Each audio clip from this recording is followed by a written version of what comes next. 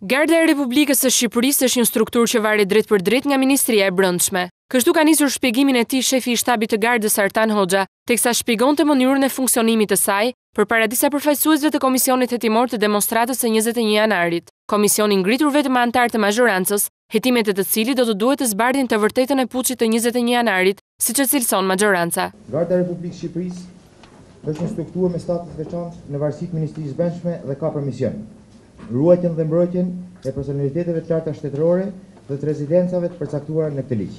Njësia e dytë e Gardës së Republikës ka për detyrë të sigurojë ruajtjen e mbrojtjen e kryeministit të vendit në seli, rezidenca dhe objekte ku ushtron aktivitetin e tij. Drejtuesit e strukturave në bazë të urdhrit të komandantit të Gardës përgatisin planet e veprimit me skema përkatëse duke përcaktuar në mënyrë të detajuar detyrat konkrete për çdo seksion, grup e nën grup.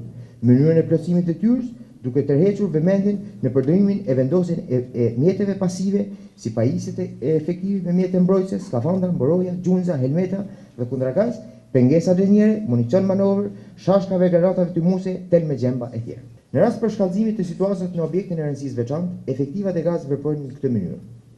Drejtuesi i shërbimit krahas masave që ka marrë në situatë përforcuar, paralajmëron turmen me megafon me zë që të ruhet qetësia, mos cenohet objekti.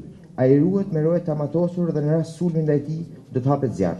Thirrje kjo që u bë disa herë tubuzëve me qëllim që ata të mos kalojnë në objektin e rëndësisë veçantë. Nëse personi ose grup personash nuk u bindën thirrjeve dhe vazhdojnë sulmin në objekt duke dhënuar rojet, objektin e rujtje apo personalitetin lartë shtetëror, efektivat e garës hapin zjarr paralajmërues në ajër dhe nëse sulmi vazhdon, zbatohen kriteret e NR 25 të ligjit për Gardën e Republikës së Shqipërisë. Pasi kanë zhvilluar për disa minuta një takim me dyert të mbyllura për median, një prej anëtarëve të këtij komisioni, deputeti i PD-s Dashnor Sula, tha se gardistë do të jenë në dispozicion të hetimeve që po kryen prokuroria.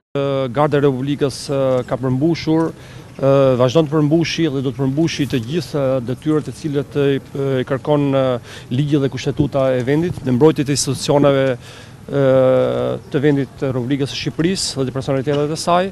Sigurisht ne pam dhe ndoqëm me shumë kujdes dhe pam gatishmërinë e Gardës së Republikës dhe efektivet të saj për të përgjigjur çdo kërkesë të institucioneve të tjera kushtetuese, qoftë dhe e prokurorisë për hetimin e ngjarjes së 21 janarit. Struktura e Gardës së Republikës ka qenë bazë e hetimeve të kryera nga grupi hetimor që po zbardh 3 vrasjet e demonstratës së 21 janarit. 6 urdhër ndalime të akuzës mbeten akoma pezull, si pasojë e mos ekzekutimit të tyre nga ana e policisë.